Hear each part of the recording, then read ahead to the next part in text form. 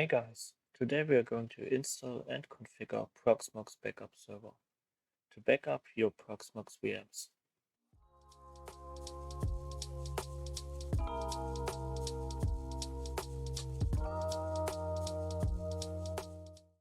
We start by downloading the Proxmox Backup Server, or short PBS ISO. Then create a bootable USB stick or upload the ISO to your virtual environment. Before proceeding, ensure your system meets the requirements for PBS. Let's dive in and start the installation. Boot your machine using the PBS ISO and select Install Proxmox Backup Server.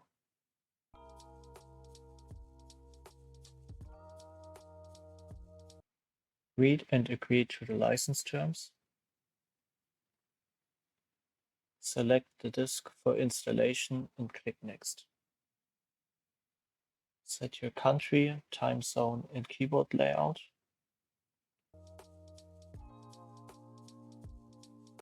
Then click Next. Enter a secure password.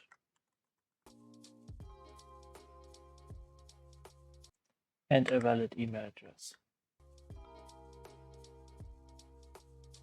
Click Next.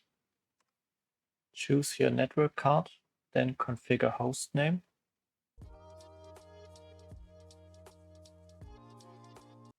And configure your IP settings. Continue with Next. Review your settings, and if everything looks correct, click Install.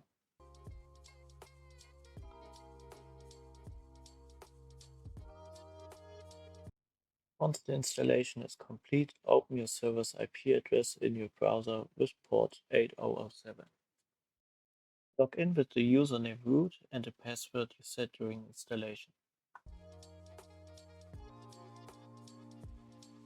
Okay, first we'll change the repositories and check that we are running the latest version. Go to Administration, Repositories. Disable the enterprise repository by selecting it and clicking Disable. Then click Add. Select No Subscription and add the repository. Go to Updates and click Refresh.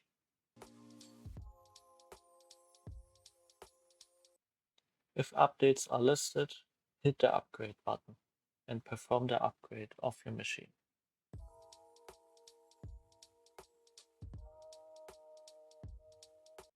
That's done. Go to Access Control in the Configuration menu. Click Add to create a new user. This user will be used for the backups. Set the username and password.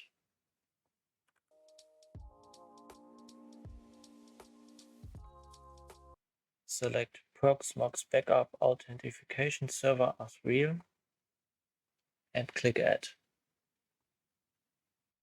As a data store, you can use local disk or a network share. Today we configure both. We will first add a local disk and then an NFS share, so you can decide what fits for you. Okay, let's start with local disk. Go to Administration Storage. Select your unused disk and click Initialize.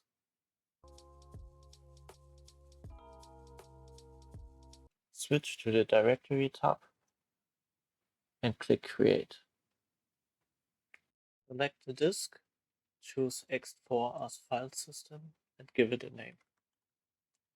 Also take Add as data store and hit Create. Next, we'll mount a NFS share. Under Administration, click on Shell. First, we create a mount folder. You can choose whatever name and location you want. Mine will be NFS under the mount directory. Type mkdir/mnt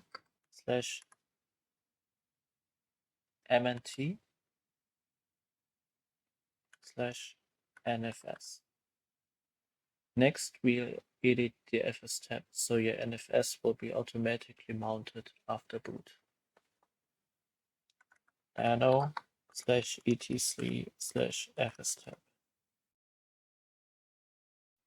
At the end, add a new line with the following information: the IP or host name and the path of the NFS server, the local mount path you just created, NFS as type, the mount options, and 0 for dump and pass.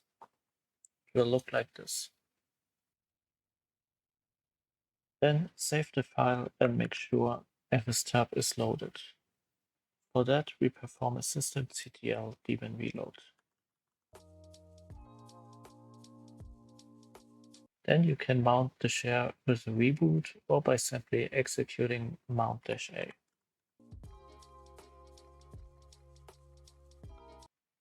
Now we can add the NFS share as datastore. Under datastore, click on Add datastore, enter a name, enter the path on your local file system. For me, that's /mnt/nfs,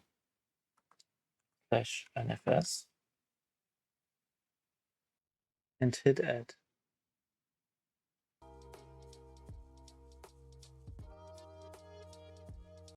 Okay, my NFS datastore is created now.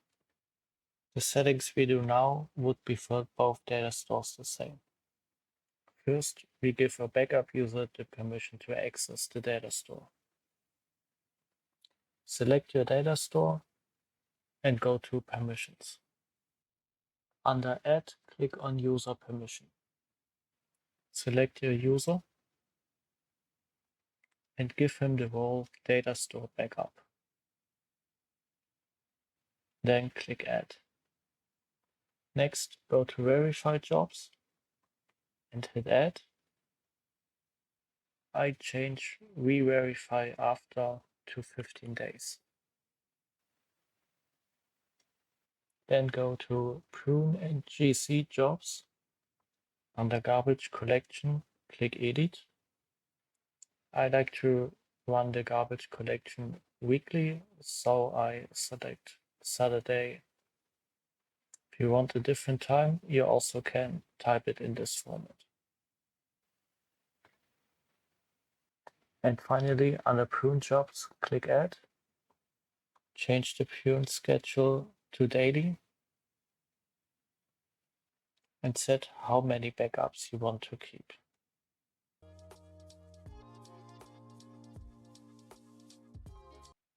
Then click Add. Okay, so far so good. Before we go to Proxmox and add a backup server, we already can copy the server fingerprint. Go to Dashboard, click on Show Fingerprint and hit Copy.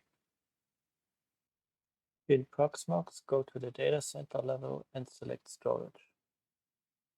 Click on Add and select Proxmox Backup Server. ID, give a nice name.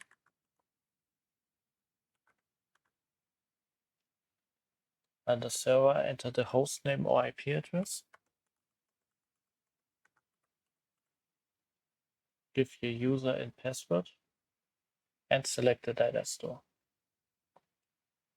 Also paste your fingerprint and then hit Add. Finally, go to Backup, click Add. As third, select your backup server. Select or enter a schedule. Under selection mode, I like to choose exclude selected VMs, so every VM with a tick will not be backed up. If you want, you can also change the mail settings so you get notified if a backup fails.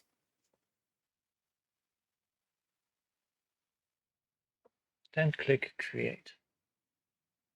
To test the backup, you can select your backup job and click on Run Now. And after it's done, check your data store if your backups are there. So this is my live backup server, and this is how it would look like after some backups run.